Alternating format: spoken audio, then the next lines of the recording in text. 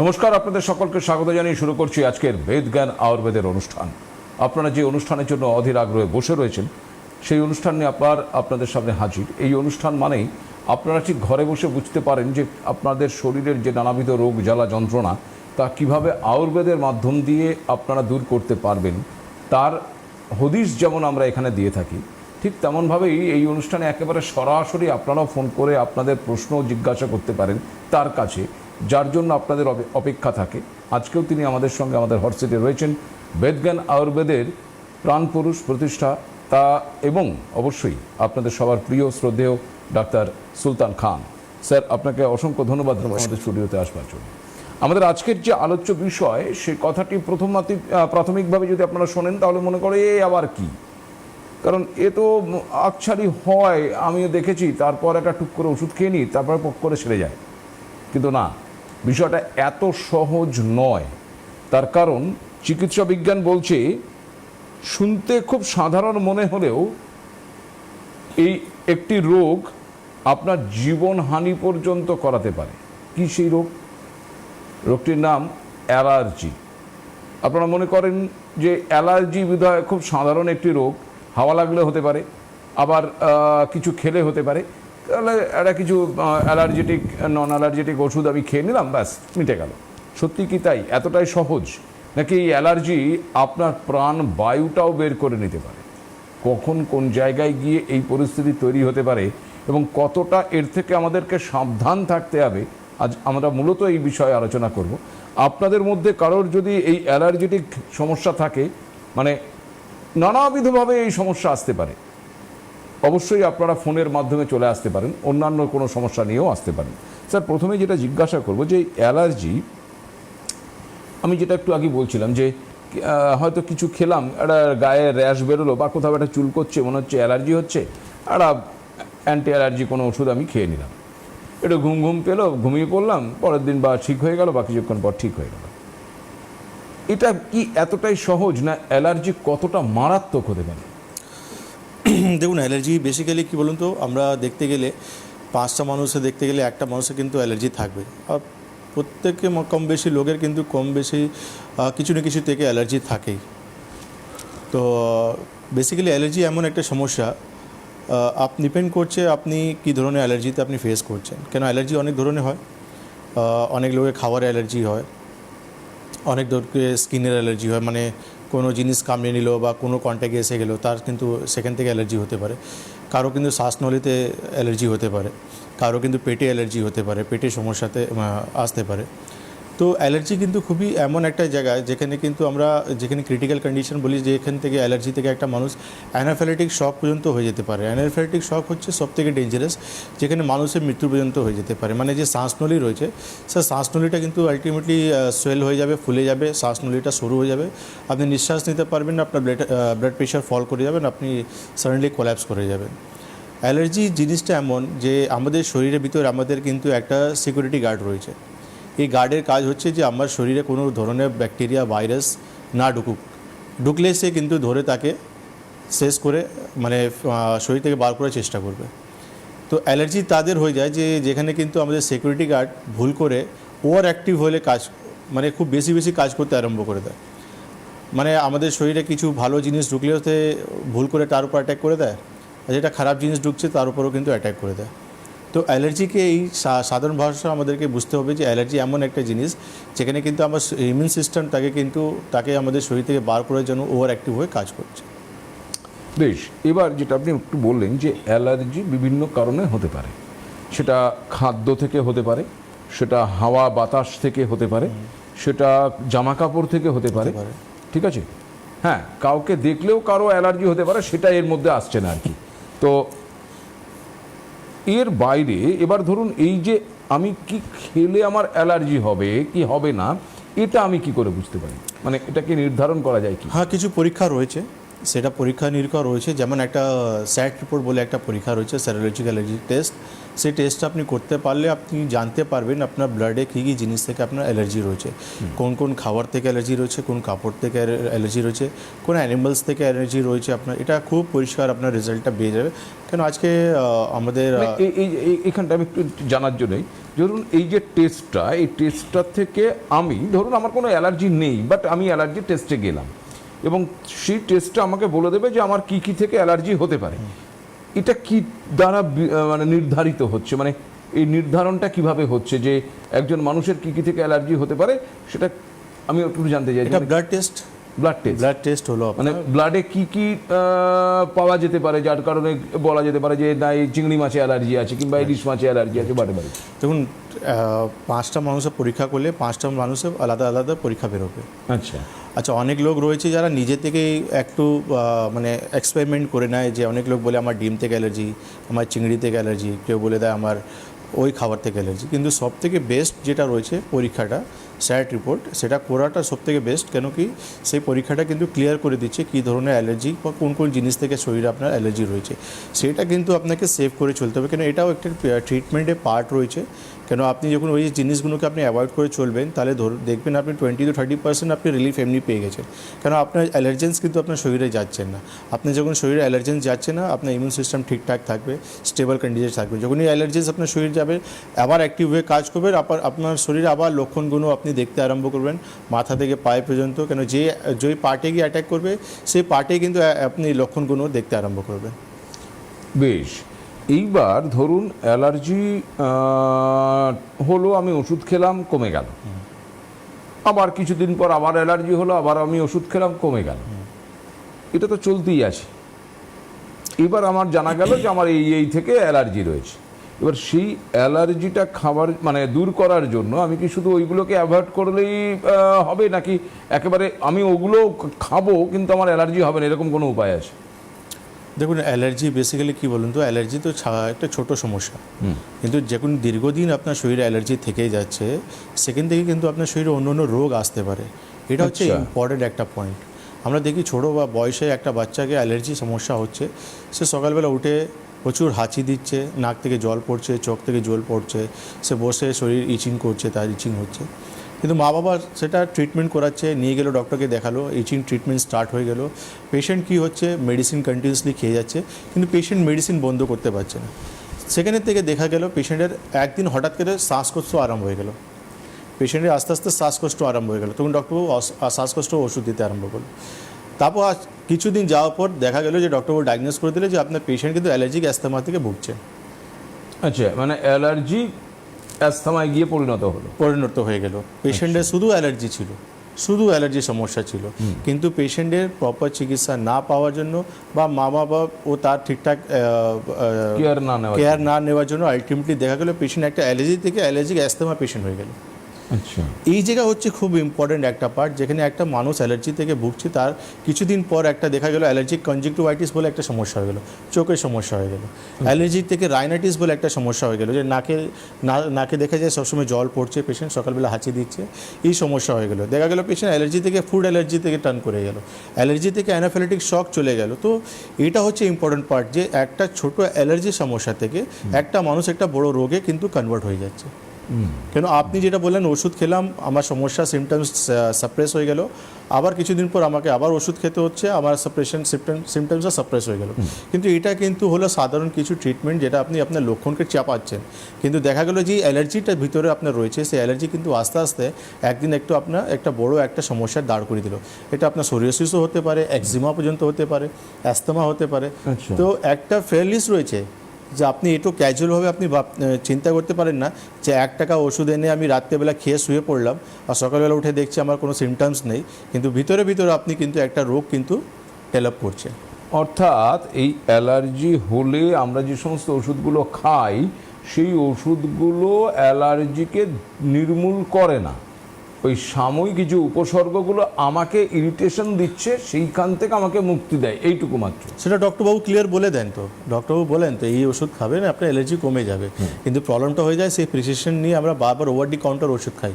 হ্যাঁ over the counter ওষুধ খায়, কেন ডক্টর কাছে গেলে তো আবার ফিস দিতে হবে? হ্যাঁ, মানে ওই ওষুধটাই আবার খেয়ে তাহলে এর যাচ্ছে। থেকে বেটার এটা আমি আরাম মানে পাচ্ছি। অ্যালার্জি কমিয়ে যাবার ওষুধ আমি পেয়ে গেছি আর কি, এবার আর কোনো চিন্তা নেই। কিন্তু চিন্তাটা বাড়বে যখন ওই স্যার যেটা বললেন যে পরবর্তী অন্য কোনো রোগ আপনার সামনে এসে হাজির হবে। আসছে আলোচনায়, কিন্তু টেলিফোনে একজন রয়েছে। নমস্কার, কে রয়েছেন টেলিফোনে? হ্যালো, হ্যালো, কে বলছেন, কোথা থেকে বলছেন? আমি তো বাগনান থেকে বলছি। কে বলছেন? অরূপ কুমার বোস বলছি। বলুন অরূপ। বলছি বাগনান থেকে বলছি স্যার। হ্যাঁ বলুন বলুন, আপনার কি প্রশ্ন অরূপ আছে? কুমার বোস বলছি, আপনার আমার ওয়াইফের জন্য বলছি। বলুন কি হয়েছে? দ- দশ আপনার টেলিভিশনের সাউন্ডটাকে একেবারে মিউট করে দিন, দিয়ে আপনি টেলিফোনে কথা বলুন, নাহলে টেলিফোনটা নিয়ে অন্য ঘরে চলে যান। হ্যাঁ হ্যাঁ স্যার, তা বলছি হ্যালো, বলুন বলুন।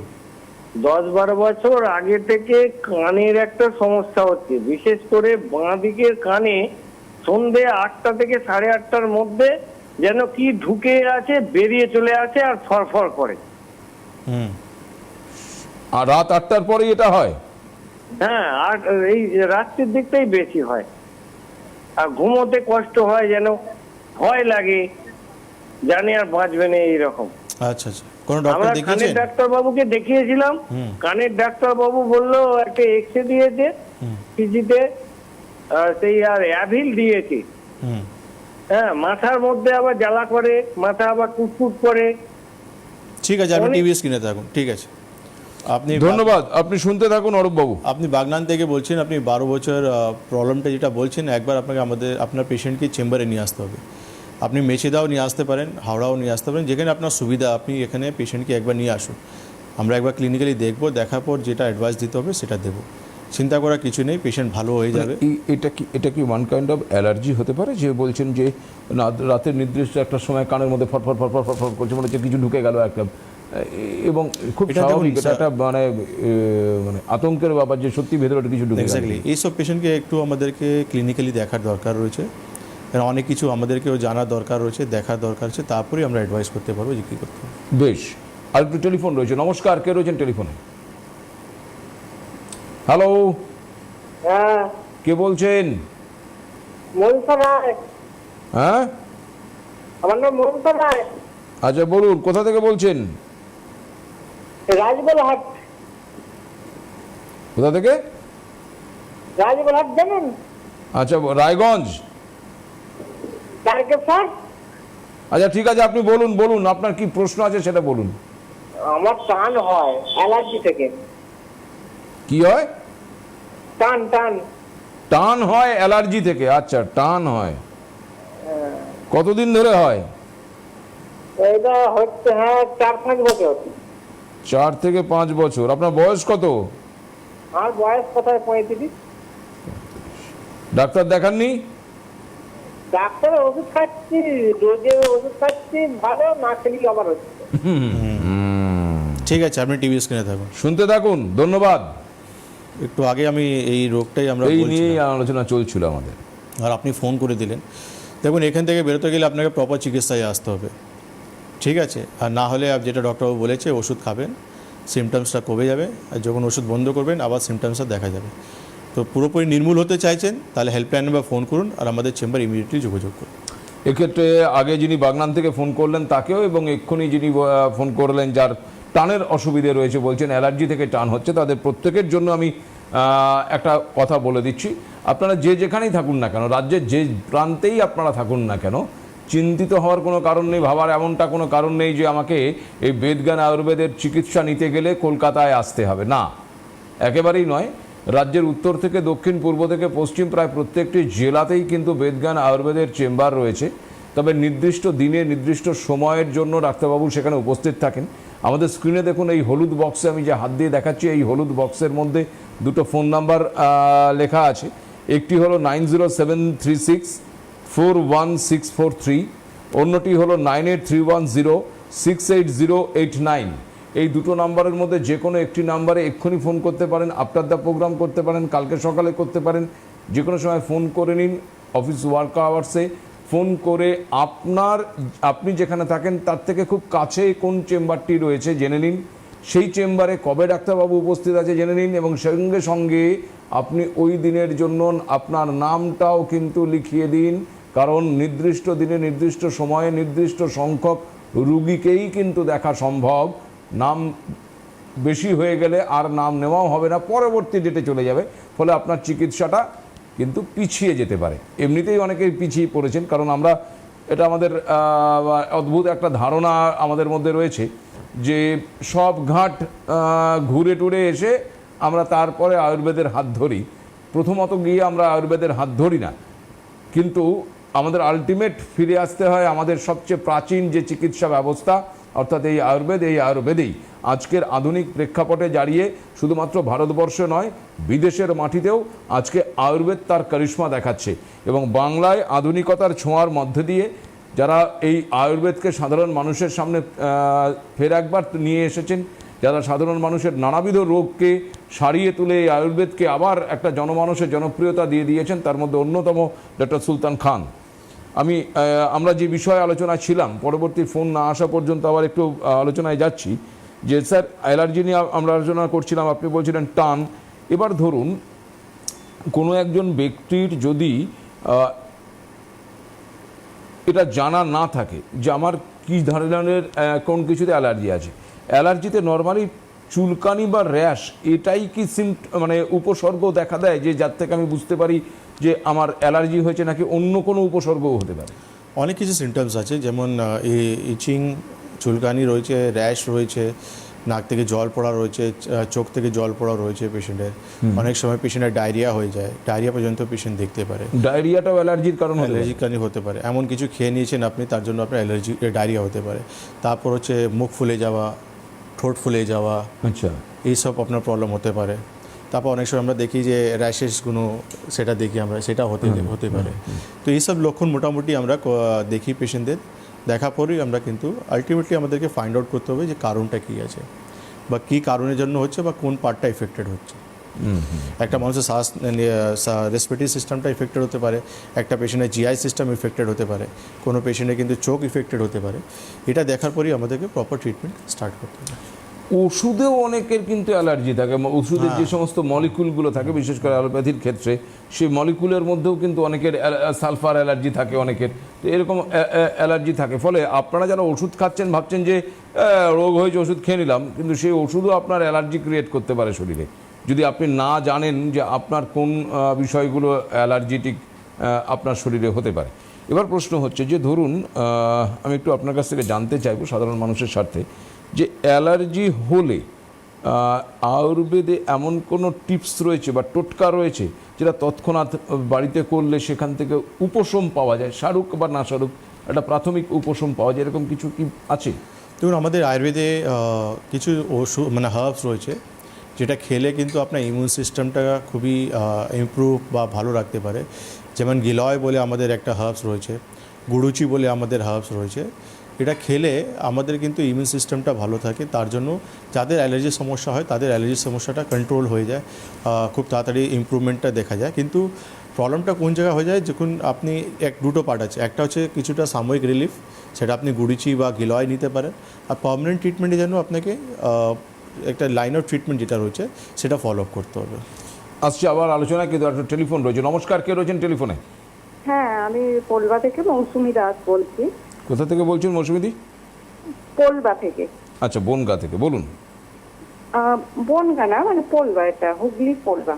ও আচ্ছা, পোলবা, সরি আমি শুনতে পাইনি, বলুন। হ্যাঁ, আমার না মানে আমার 1 বছর মাত্র আগে ওটি হয়েছে, তো আমাকে ব্লাড দিতে হয়েছিল, মানে ওভারিতে টিউমার ছিল। কি হয়েছে? দিয়ে মানে ওই ওটি হওয়ার কিছুদিন পর, মানে ওটিটা কেন হয়েছিল বলা যাবে? ওটিটা ওভারিতে টিউমার ছিল, সেই টিউমারটার জন্য ওটি হয়েছে আর কি। আচ্ছা আচ্ছা আচ্ছা। এবার তার 1 মাস মতো পর থেকে মানে আমার গায়ে ওরকম অ্যালার্জি বেরোতে শুরু করে। এবার এখনো কন্টিনিউ অ্যালার্জিটা বেরোচ্ছে, মানে এবার আমি ওই প্রোফাইলটা টেস্ট করিয়েছিলাম, অ্যালার্জি প্রোফাইল। তো ওখানে আমার সর্ষের তেল, আপেল, এগুলো কিছু কিছু খাবারগুলো অ্যালার্জি আছে দেখিয়েছে। তো আমি এমনি একজন ডাক্তারকে দেখিয়েছি, তো উনি আমাকে ওষুধ দিয়েছেন অ্যালার্জির। এই 1 সপ্তাহ মতো খাচ্ছি, একটু কম আছে, কিন্তু এখনো আমার মানে অ্যালার্জিটা বেরোচ্ছে, একটা দুটো করে বেরোচ্ছে। মাঝে মাঝে মানে গলার ভিতরে যেন মনে হচ্ছে ফুলে যাচ্ছে, খাবার খাচ্ছি যখন মনে হচ্ছে যেন ব্যথার মতো হয়ে যাচ্ছে এরকম, মাথাতেও চুলকাচ্ছে, পায়ের নিচেতেও কখনো বেরোচ্ছে, এরকম হচ্ছে। মানে এটা থেকে বেরোতে গেলে আমি কি করবো এবার? ঠিক আছে, আপনি টিভি স্ক্রিনে থাকুন। শুনতে থাকুন মৌসুমীদি, ধন্যবাদ ফোন করার জন্য। দেখুন, এখান থেকে বেরোতে গেলে আপনাকে আয়ুর্বেদ ট্রিটমেন্ট করাতে হবে। আয়ুর্বেদ মেডিকেশন যেটা রয়েছে সেটা আপনাকে প্রপারলি নিতে হবে, তাহলে এখান থেকে আপনি বেরিয়ে আসতে পারবেন। আপনি পরীক্ষাটা করেছেন, খুব ভালো কাজ করেছেন। সেই পরীক্ষাটা আপনি ঠিকঠাক ফলো আপ করবেন। ওই অ্যালার্জেন্স বা ওই খাবারগুলো একদমই আপনি অ্যাভয়েড করবেন, দূরে রাখবেন মোটামুটি 6 মাস, ওটা অ্যাভয়েড করে রাখবেন। তার সঙ্গে আপনাকে কিন্তু ঠিকঠাক ট্রিটমেন্ট আসতে হবে। আপনি যে ওষুধ খাচ্ছেন, আপনি ও ডক্টরবাবু ক্রস কোয়েশ্চেন করে নিতে পারবেন, জিজ্ঞেস করে নিতে পারবেন যে আলটিমেটলি আমি কি অ্যালার্জি থেকে পুরোপুরি মুক্তি পেয়ে যাব কি পাবো না। কারণ এখানেই হচ্ছে সবথেকে বড় ট্রান্সপারেন্সি, যেটা আয়ুর্বেদ বলছে আপনি রুট কজ থেকে ট্রিটমেন্ট করলে আপনি যে কোনো রোগকে আপনি ভালো করতে পারেন। কেন আমি বললাম অ্যালার্জি ছোটোখাটো সমস্যা, কিন্তু অ্যালার্জি থেকে আমরা অনেক বড় বড় সমস্যায় ফেসে যেতে পারি, অনেক বড় বড় রোগের আমরা ফেসে যেতে পারি। কেন কি অ্যালার্জিক অ্যাস্থমা বা অ্যালার্জিক থেকে আমাদের সোরিওসিস বা একজিমা এইসব সমস্যা বা কনজেক্টিভাইটিস, রাইনাইটিস এসব সমস্যা হয়ে গেলে তখন আমাদের ট্রিটমেন্টটা আর লেন্দি চলে যায়। তো আপনি দেখুন কোন চেম্বার আপনার বাড়ির পাশে পড়বে। আর আমি এটাও বলছি আপনাকে টাইম বাউন্ড ট্রিটমেন্ট, এমন না যে আপনাকে দীর্ঘদিন লং ট্রিটমেন্ট করে যেতে হবে। অ্যালার্জির সমস্যাটা একদম ট্রিটমেন্টটা টাইম বাউন্ড ট্রিটমেন্ট হয়। টাইম বাউন্ড ট্রিটমেন্টটা কি জানবো, কিন্তু তার আগে আরও একটা টেলিফোন রয়েছে। নমস্কার, কে রয়েছেন টেলিফোনে? হ্যালো। হ্যাঁ, হ্যালো। হ্যাঁ ডাক্তারবাবু, বলছি কি আমার অ্যালার্জিটা দুধ আছে, আমন বাদামে আছে, কলাতে আছে। কে কে কে কে কোথা থেকে বলছেন একটু বলুন। আমি দাসুর থেকেই বলছি, সহদেব বাগ। নামটা বুঝতে পারলাম না, প্লিজ আরেকবার। সহদেব বাগ, সহদেব বাগ। মহাদেব বাগ, বেশ, বলুন সহদেব বলুন বলুন। বলছি আমার অ্যালার্জিটা হচ্ছে যে দুধ থেকে আছে, কলাতে আছে, আমনেতে আছে, আমন বাদামে আছে। তো এইগুলো আমার খাওয়া বন্ধ করলে পরে আমার কোনো অসুবিধা হয় না, ঠিক আছে। যখনই খাওয়া শুরু করে দিই তখনই মোটামুটি শরীরের মধ্যে অ্যালার্জি চুলকানি চালু হয়ে যায়। তো মানে এটা আপনি জানছেন এগুলো খেলে আপনার অ্যালার্জি হবে, তারপরেও আপনি সেটা খাচ্ছেন? না না, আমি এটা ট্রাই করে দেখেছিলাম ডাক্তার। আচ্ছা আচ্ছা আচ্ছা আচ্ছা। তো আমি দেখতে পাচ্ছি যে এগুলো আমার সম্পূর্ণ খাওয়া কি সব দিনের জন্যই বন্ধ রাখতে হবে, আমি ওইটাই জানতে চাই। হ্যাঁ, এটাই আমারও প্রশ্ন ছিল।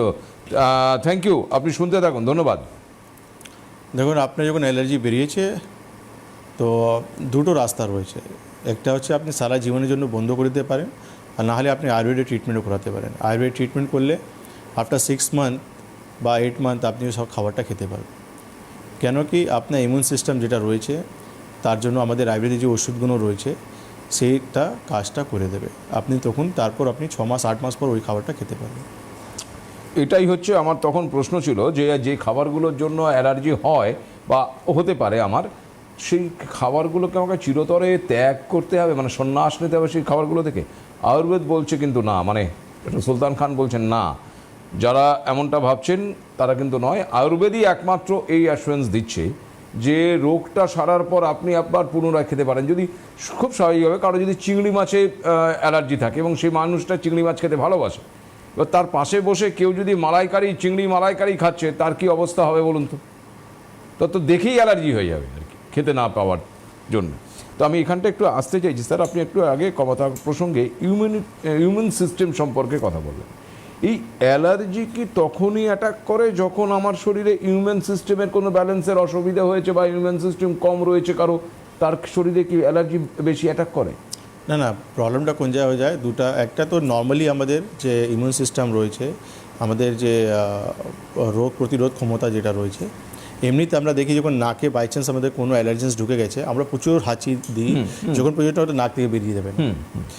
বা আমরা এমন কিছু খেয়ে ফেললাম তার জন্য আমরা আজকে ফুড পয়জন হয়ে গেল, আমরা বলি না, তার জন্য আমরা 10 বার আমাদের পায়খানা, পাতলা পায়খানা হয়ে গেল। তো ইট ইজ গুড সাইন, এটা আমাদের ভালো জিনিস হয়ে যাওয়া উচিত। তাহলে শরীর থেকে সেই টক্সিনটা বা সেই পার্টিকেলটা বেরিয়ে যাবে আমাদের। এখানে কি হচ্ছে, এখানে আমাদের ইমিউন সিস্টেম ওভার অ্যাক্টিভ হয়ে কাজ করছে। আচ্ছা, ওভার অ্যাক্টিভ হয়ে কাজ করছে মানে মালিককে দেখানোর জন্য খুব বেশি কাজ করছে।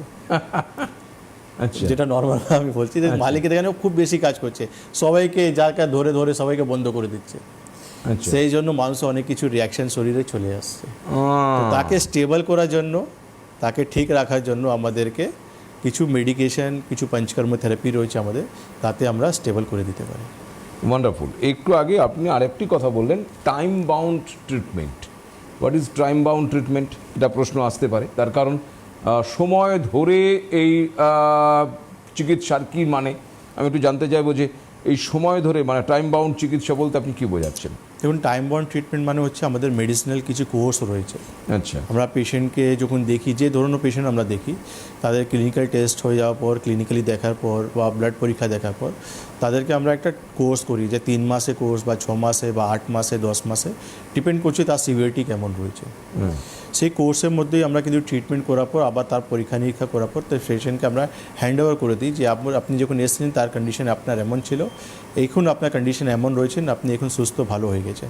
ফিজিক্যালি আপনি বুঝতে পারছেন, তার সঙ্গে আপনার যে রিপোর্টগুলো রয়েছে সেটাও কিন্তু আমরা ট্রান্সপারেন্টলি চেক করে আপনাদেরকে দেখিয়ে দেবো যে আপনি কতটা ইমপ্রুভ। কেন কি অ্যালার্জিতে আমাদের একটা পরীক্ষা হয়, সেটা হচ্ছে আইজি। আচ্ছা। আইজি পরীক্ষা আমাদের হয়, সেটা যাদের অ্যালার্জি হয় তারা জানে, তারা করে নিয়ে আসে আমাদের কাছে, যে তাদের দেখা যায় যে অনেক বেশি বেড়ে গেছে। তো আইজি লেভেলটা আপনারা 3 মাস বা 6 মাস পর আমরা রিপিট করে পেশেন্টকে দেখিয়ে দিই যে আপনি ভালো হয়ে গেছে। বেশ, আমার আরেকটি টেলিফোন রয়েছে বোধহয়। নমস্কার, কে রয়েছেন টেলিফোনে? হ্যাঁ নমস্কার। কে বলছেন, কোথা থেকে বলছেন? হ্যাঁ আমি ডোমজুর থেকে বলছি। ডোমজুর, হ্যাঁ, কে? হাওড়া জেলার ডোমজুর থেকে সমরেশ করেন। বলুন সমরেশ বাবু। হ্যাঁ আমি 4-5 বছর ধরে হার্টের ওষুধ খাচ্ছি, হ্যাঁ। এবং হার্টের ওষুধে রক্ত চলাচল ওষুধটা ডাক্তার প্রথম থেকেই দিয়েছে, খাচ্ছি। কিন্তু খাওয়ার ফলে এখন মানে অ্যালার্জিটা এত পরিমাণে বেড়ে গেছে, শ্বাসকষ্ট হয়, শ্বাসকষ্ট, তারপর যে গা হাত পা চুলকানি, গ্যাস বেরোনো, অল্পতেই ঠান্ডাতে সর্দি এসে যাওয়া, আর রাত্রিবেলা ঘুমে করে মানে শ্বাসকষ্টজনিত কারণে কাশি হওয়া, মানে শ্বাসকষ্টটা মানে এসে গেছে। আর এর জন্য ডাক্তার অ্যালার্জির ওষুধ দিয়েছে, কিন্তু অ্যালার্জির ওষুধ ধরুন 2 মাস খেলাম, 2 মাস খাওয়ার পর যে হয়তো ভাবলাম অ্যালার্জিটা কমে গেছে কি না, আবার তারপর থেকে আবার অ্যালার্জিটা চালু হয়ে গেল, যেমন ছিল তেমন, মানে ওষুধ খেয়ে কোনো কাজ হচ্ছে না। এটাই তো আমরা পুরো আজ মানে টপিকটা আলোচনা এটাই করলাম, ছিল এটাই আমাদের। আমাদের আমরা topic। অনেক এখন মানে প্রোগ্রাম শেষের দিকে আমরা এটাই ডিসকাশন করলাম যে অ্যালার্জিটা কতটা আমাদেরকে কিভাবে নিজেকে সুস্থ করা উচিত, ট্রিটমেন্ট কোনটা দরকার, সেটা একমাত্র আয়ুর্বেদই রয়েছে যেখানে কিন্তু আপনি অ্যালার্জি প্রবলেমটা পুরোপুরি সলভ করতে পারেন। আপনি ডোমজুর থেকে বলছেন, দেখুন কোন চেম্বার আপনার পাশে পড়ছে, সেখানে এসে ট্রিটমেন্ট করান। 3 থেকে 6 মাসে একটা নর্মিনাল আমাদের যে কোর্সগুলো থাকে সেটা করিয়ে নিন, তাতে আপনি নিজেকে পুরোপুরি সুস্থ দেখতে পারবেন। আমি আবারও সেক্ষেত্রে একেবারে আপনাদেরকে জানিয়ে দিই, দেখুন যারা যেখানেই রয়েছেন না কেন, সেটা জলপাইগুড়ি হোক, কুচবিহার হোক কিংবা কাকদ্বীপ, আমাদের স্ক্রিনে দেখুন এই যে হলুদ বক্সটা ছিল একটু আগে পর্যন্ত, সেখানে যে দুটো নাম্বার ছিল, একটি হচ্ছে 90736 এবং 41643, অন্যটি হচ্ছে 9831068089। এই দুটো নম্বরের মধ্যে যে কোনো একটি নাম্বারে ফোন করে এক্ষুনি আপনারা আপনাদের নিয়ারেস্ট চেম্বার সম্পর্কে জেনে নিতে পারেন এবং অ্যাপয়েন্টমেন্টটা করে নিন। আজকে আমাদের বিদায় নিতে হবে। স্যার, আপনাকে অসংখ্য ধন্যবাদ আমাদের সঙ্গে থাকবার জন্য, সময় দেওয়ার জন্য। ধন্যবাদ আপনাদের আমাদের সঙ্গে থাকবার জন্য। নমস্কার।